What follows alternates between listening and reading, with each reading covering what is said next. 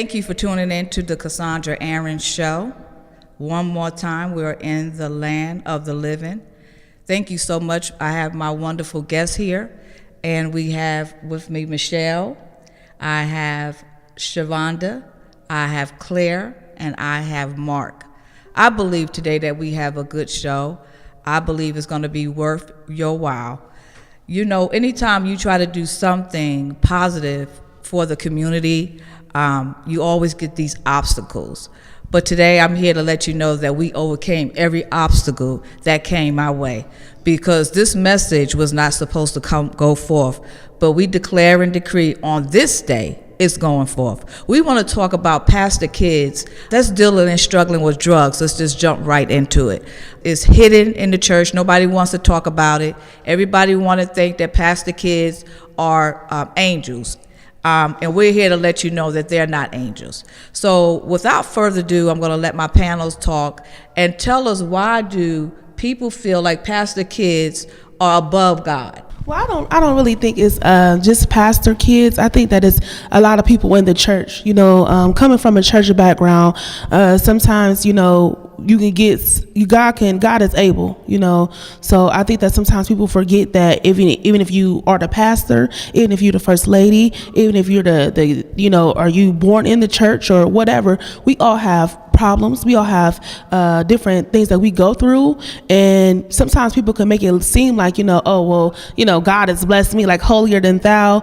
And you know, myself, I do know a lot of church kids, preacher kids, and they are pressured to go through a lot because their father or their mother was the first lady, their father was the pastor, and they had to their father and their mother was gone a lot because they was helping the community. They were doing things, and they didn't have maybe a lot of time for their own children because they were helping other children, other families. You know, the pastor, he's a big responsibility. The first lady is a big responsibility. So sometimes when you are the head of the household, head of the church, you're someone that people go to, because you know, you go to God, but your pastor and your first lady is people that you're supposed to call on and depend on.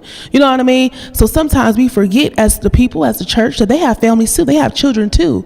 So sometimes I think that the church kids or the pastor's kids, they miss out, and then that's how they get lost and caught up in the world. I'd like to speak on that. I think that when we talk about, if we're going to talk about pastors' kids at the moment, I think that there's a stereotype that comes with pastors, leaders as a whole. The stereotype that I think that may come with it is that we have to realize they're just people. I don't get me wrong, I believe in leadership. I believe in accountability. I believe in the fact that leaders should be an example, but in the same note, and it's good to have mentors. It's good to have individuals who you want to pattern yourself behind, but nevertheless, we have to remember that they are people. And so because of that, and also growing up as a PK, a seed of a founder of an organization, and so grandfather bishops, mother bishop, and all of that. I think what happened is that we look at these people because a lot of times there was no transparency that they were perfect. Why? Because there was really no example saying, hey, I messed up or jacked up. And so because they are the pastors, maybe sometimes we look at them as that they're supposed to walk perfect. Not to say that we're not supposed to walk in the order of God, but in the same note, I used to wonder, why couldn't I be like them? And it was because they never shared anything. So even though there may have been things that have happened, a lot of stuff that was what I would say secrecy in the church that may have went down, or, you know, when I was growing up. And so none of it was shared with me, and I get that because I was a child and I wasn't supposed to know all of that stuff anyway. But in the same note, when I messed up, there was nobody there to say to me, hey, I messed up too. But here's what you do. You get back up.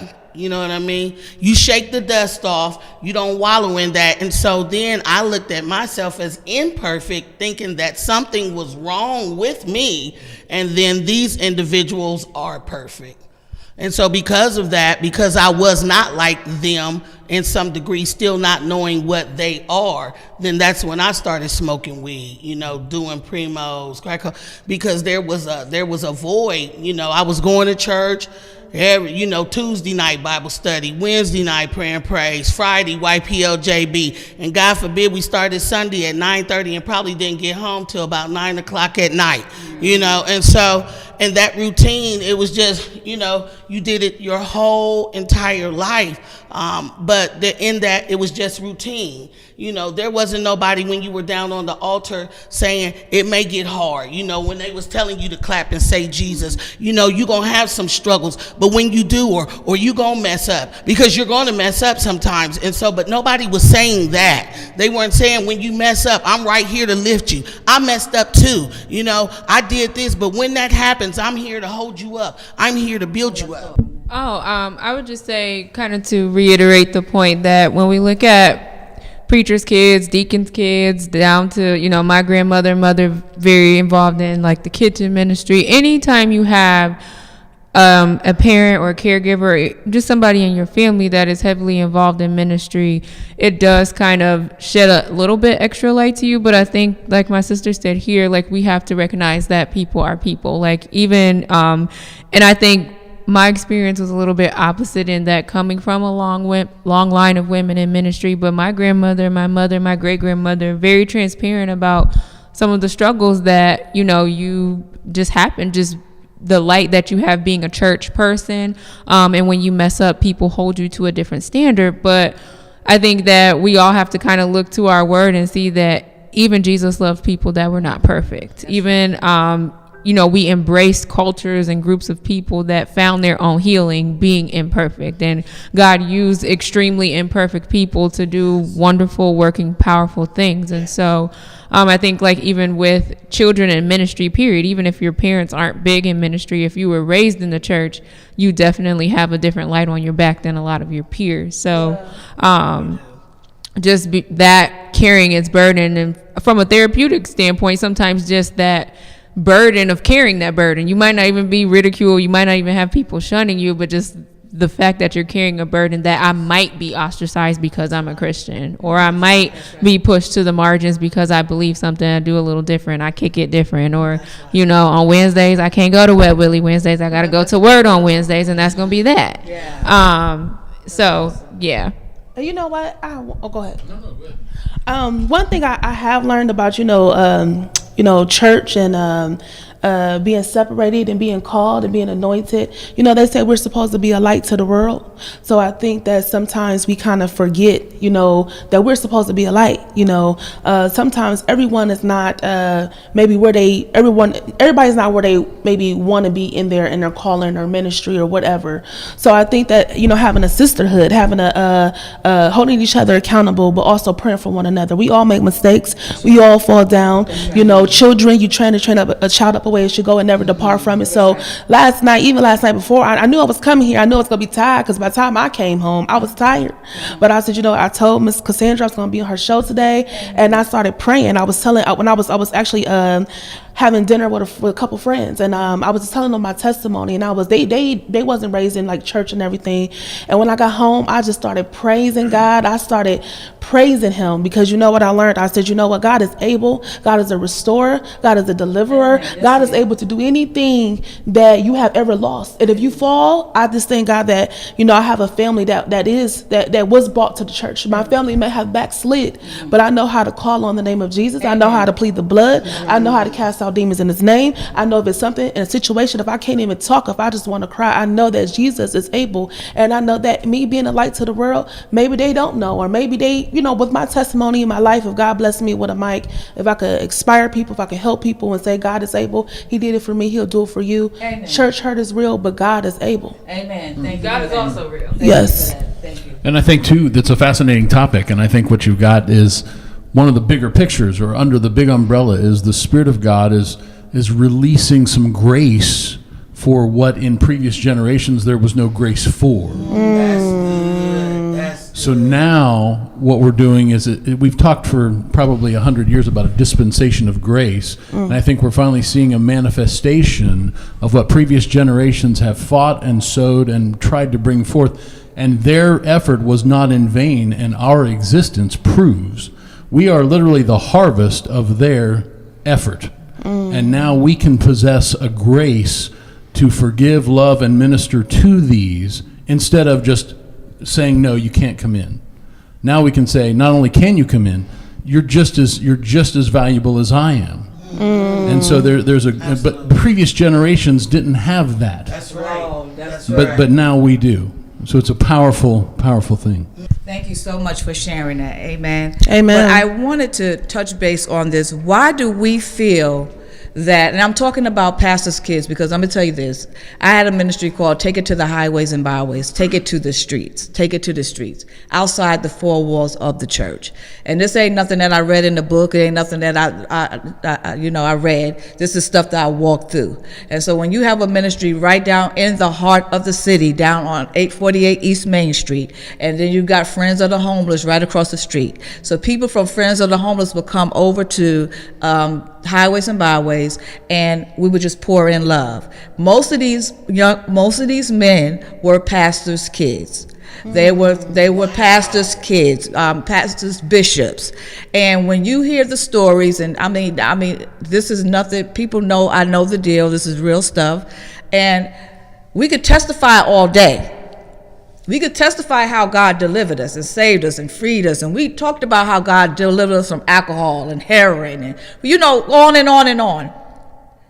But we never deal with the fact that our kids is outside struggling on crack cocaine, heroin. We don't want to deal with the issues. And pastors' kids become shunned. They become rejected. They become an outcast because now they have tried to live up to a standard that they cannot meet. And a lot of times it's the parents' fault because we put our kids on these pedestals. I mean, I'm guilty. You think your children are the best children in the whole world. All right, let's talk about that. Let's go ahead. I could talk all day. Somebody talk about it. I think for me as a PK, I think for me it was not that I was put on a pedestal, but the requirement to be in order was demanded by me. So there wasn't really any praise for me. Maybe that might have helped a little bit, but because there was no necessary what is the word that I'm looking for? Accolades. Not that I needed to be praised, but you know what I'm saying. There wasn't really. It was more so I better do right, and so I think it goes back to that pressure. And so if I didn't do right, and even if I wasn't busted, I knew that I wasn't doing right. So that it was stress, and it was stressful because you're a kid, and as a kid you're required not to jack up, you know what I mean? Because you carry the name, of, like you said, of the this is the, bishop's daughter, or this is the bishop's granddaughter. And so because of that, I remember even at the age of 27 was when I first got pregnant, and it was out of wedlock. But even at the age of 27, it was considered a shame. And I'm not condoning premarital sex or having babies out of wedlock, but in the same note, you were literally stoned mentally, you know what I mean, because you have you've had this this baby out of wedlock. So I can't really identify, but I will say this: when I did hear preachers who constantly bragged on their kids, and that's not to be in the hater zone. When I look at where their children are now, I said maybe less bragging would have been better. And maybe, my mom was just trying to humble me from a very early standpoint. But again, as like a kid of somebody in ministry, I really didn't want to mess up. I think more of my stress was self-inflicted because I didn't want to be like that example in Sunday school. Like, and I remember when my daughter was, business, boundaries, keep that. Somewhat stressful. It was a little stressful, but the older that I grew, I think I actually found it more beneficial that again, like I think my church upbringing has been more rooted in a lot more transparency than the traditional order. And so my friends who definitely grew up in more traditional church settings, they definitely carried a little bit heavier weight. So I know we're talking about like preachers' kids, and so I don't want to put words in their mouth because that was never my reality. I didn't grow up as the kid of a preacher, but just a kid of someone in ministry. I think that, you know, it does have a little bit more stress because you do feel that overall pressure to just be perfect all the time. But luckily, like I said, my mama and my grandma, they was like, listen, sis, ain't nobody perfect. But if things happen, this is what you need to do about it. And at times when I did do something wrong and people at church found out, I at least knew that in my home I would be safe. Like if I could go to my mother or my grandmother and talk about those things and like this, I don't know what to do about this, right? Or I'm hanging with X, Y, and Z after vacation Bible study and they out here acting wild and that sound good, but I know I'm not supposed to be doing that. What do I do about that? Because in my heart, I'm like, I'm trying to turn up and do what they doing, but I know that's not right either. So being able to get that advice from women of wisdom who are also in ministry was very powerful. But if you don't have that, it's so much easier to fall by the wayside because you feel like you don't have anywhere safe to go. And another thing I would say, you know, maybe how, you know, you guys maybe grew up. I know we in a different time with things a little bit different. You know, sometimes, you know, people are dealing with different demons, whether it's drugs, whether it's being a transgender, whether it's being gay. I know pastors' kids who actually, they or even people kids, not even pastors' kids, people kids, they is shamed. You can't, they can't come around the family. They can't come into the church because they're not in order. Sure. They're not in order. So sometimes that could be a reason it's mentally, it could drain a child. Mentally, it's they need help too. They need loving too. We need to be a light to them also because they're dealing with a lot of demons and a lot of stuff that maybe could be prevented. Maybe, like you said before, sis, if it's somewhere they could probably have somewhere they could go, they could call to, they could talk to. Because you know that sound, you know, I pray for you, you pray for me, I love you, I need you to survive. Sure. I think that we need to kind of bring that kind of back because now people are, it's not even, like I said, it's not even just preacher kids, it's deacons, it's missionaries, it's people who are talking about kids in ministry. Yeah. I mean, it's talking about the whole ministry thing. Yeah, it's people who go ahead. I'm sorry. And the thing is that nobody wants to talk about it. And let me tell you why. Because I know powerful evangelists. I knew powerful people in ministry, right? And we have talked about our kids, right? And we have discussed our kids, and we have discussed our children's issues, okay?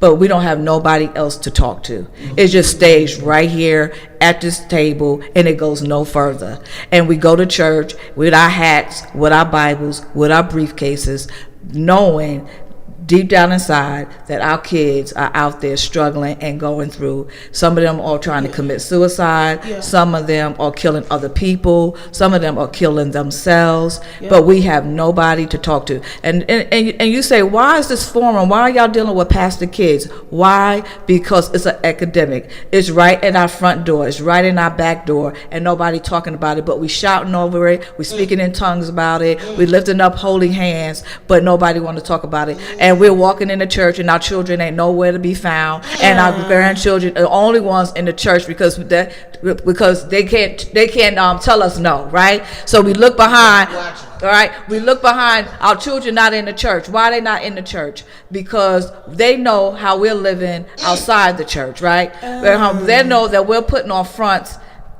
outside the church. And so, and it's really, really, really sad. And you say, why are you from? Because we got too much pride. Because you say, why we got pride? We got pride because we're saying our kids is this, our kids is this. My kids went to college. My kids graduated. My kids have never been in trouble. Are you kidding me? I was raised in the suburbs. I raised my kids in the suburbs.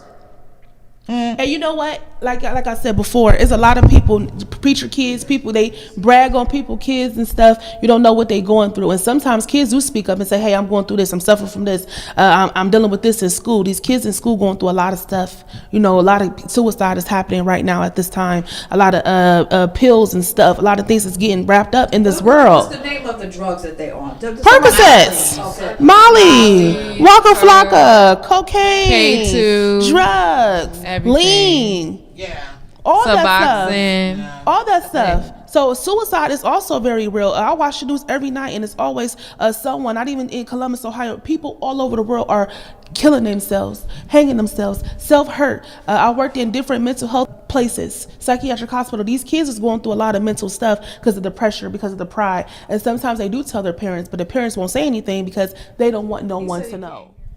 And I definitely feel like I have friends that I grew up with in ministry that they don't want anything to do with the church. And that breaks my heart because I know, one, how gifted they are, how blessed they are, how anointed they are, how much their gifts shouldn't be dormant and bookshelved and could really be very powerful and meaningful within the body of Christ, especially those that recognize that church is more than a place. Church is transient, right? Like, you don't have to have church just in a building or just amongst a certain group of people.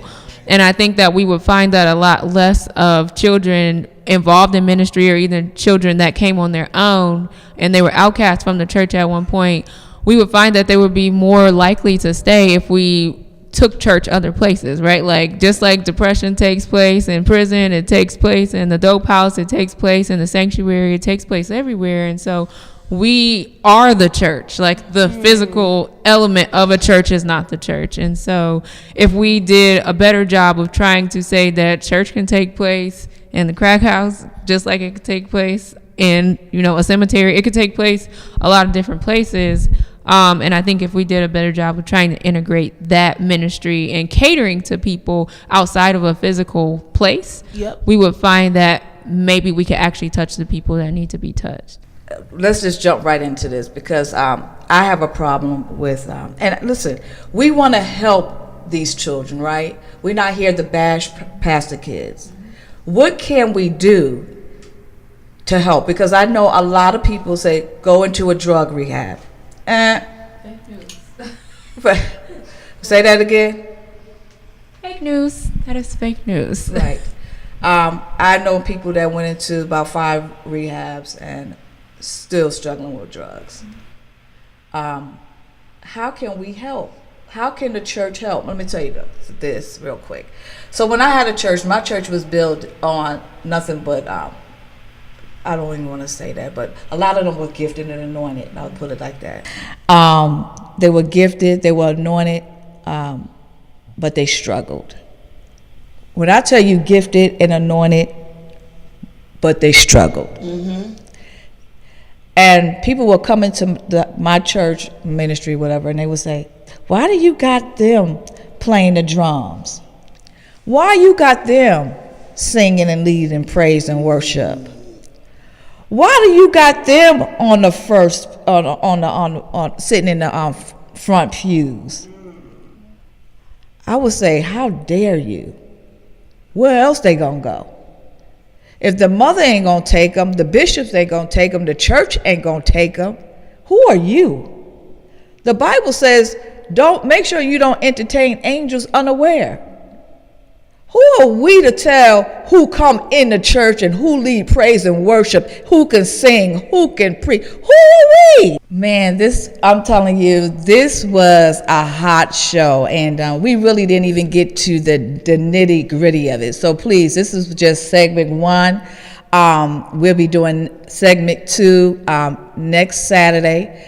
I'm telling you, the same time, the same day, but this was just phenomenal, but we really didn't get to the root cause. So that's why I want you to lock it in, stay tuned, and we'll see you on next Saturday at the same time. This is the Cassandra Aaron Show. I want somebody, the young kid out there on today, listen. Watch your surrounding. Watch your surrounding. People that are leading you astray, leading you to do all type of drugs, those are not your friends. Those that are bringing you down, those are not your friends. People who do not want to see you do better, strive better, get ahead, those are not your friends. Get around people who are going to push you, motivate you, help you. There's help here. If you need help, always call me, 614-946-9811. Life is not that hard. Life is not that difficult that you have to drug yourself to death. Thank you for tuning in to the Cassandra Aaron Show. God bless you.